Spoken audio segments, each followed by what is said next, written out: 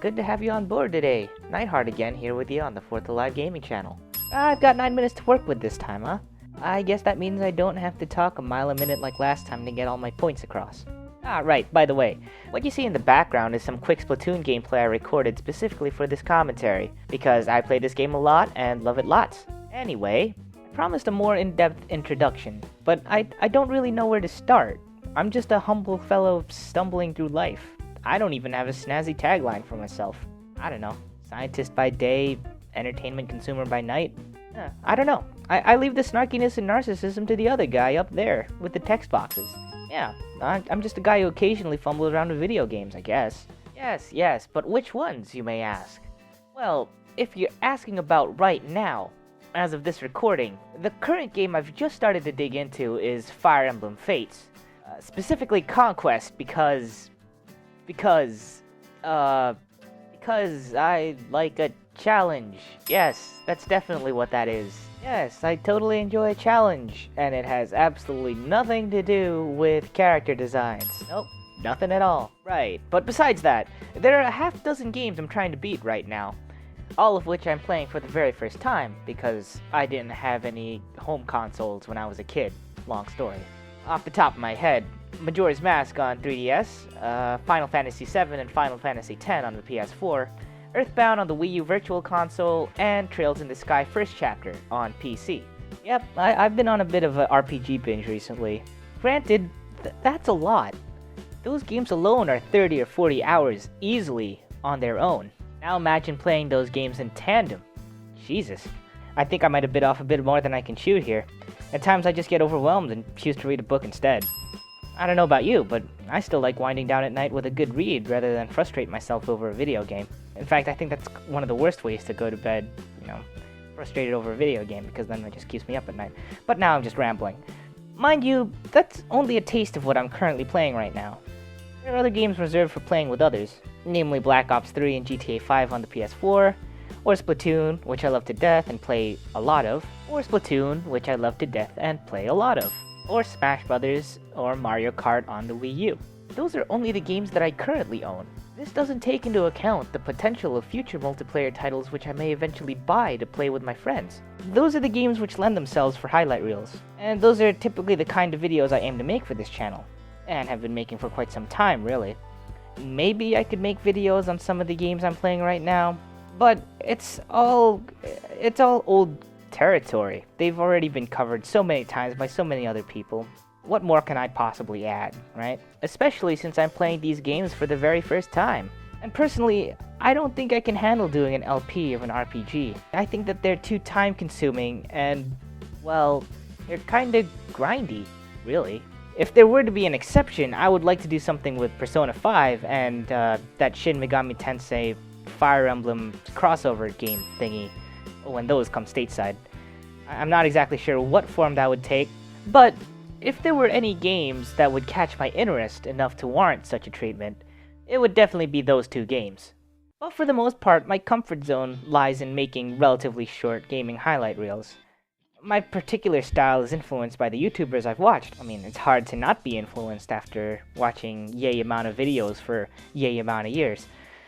Fun fact, the first YouTuber I ever faithfully followed was Proton John, back around 2008 or 2009. I was still in late high school. That was back when Let's Plays weren't a common thing yet, and Kaizo traps were hilarious. His humor resonated with me back then, and it still does. Watching his live streams are actually pretty damn entertaining too, and I think that's part of what's reinvigorated my interest in older classics. My video editing style and format, however, is probably closer to that of CNanners and Mr. Sark.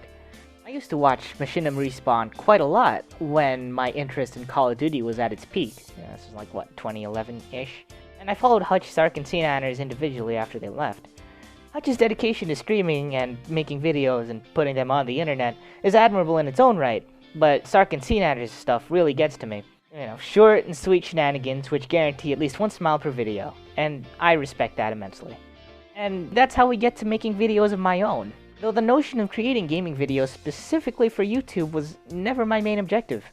It was more like an effort done out of curiosity, to see if I could apply what I've learned watching how others do things, and add my own flair to the formula.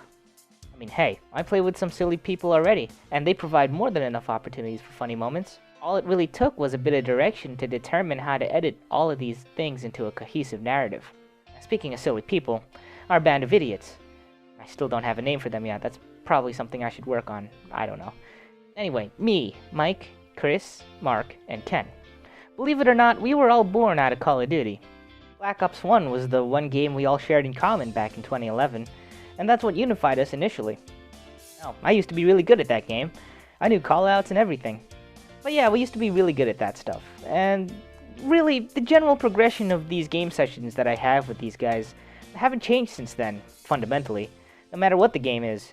It follows a standard formula, really. Mike or Chris usually instigate things, and Ken and Mark are rotating cast, adding their own decorative comments. And I'm usually just sitting there, silently observing and recording. Then I'd arrange the clips the next day and release the video on Facebook for us to commemorate the event. Apparently I'm doing something right, because people outside of those involved in the events like the videos too.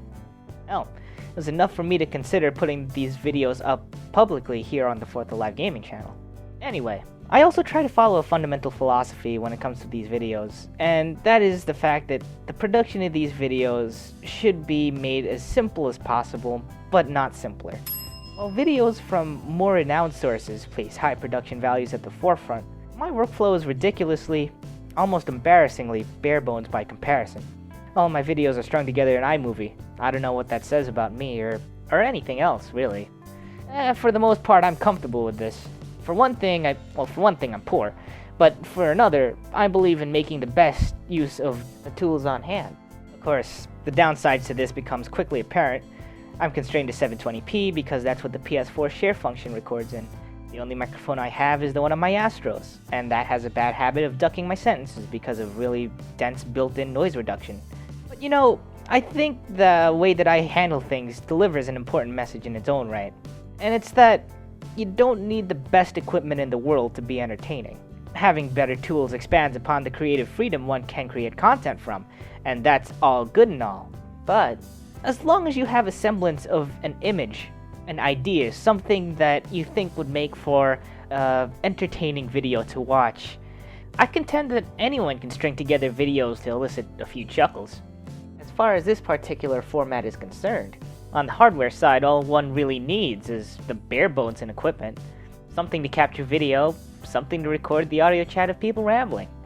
With modern consoles like the PS4, you've already got two of those things prepackaged. Put them together using movie editing software that may already come with the computer you already own, and bam, video. But the most integral part to making videos like these, or at least what's been most integral to me, is having a group of buddies that know how to have fun. Having a good sense of humor is important in its own right. It enables one to be an entertaining one-man show, sure, but it also helps one discern what scenes would make for a fun video. The latter is especially important for folks who record things without telling anyone, like me. Hell, if anything, I fall on the far end of the spectrum, to be completely honest with you.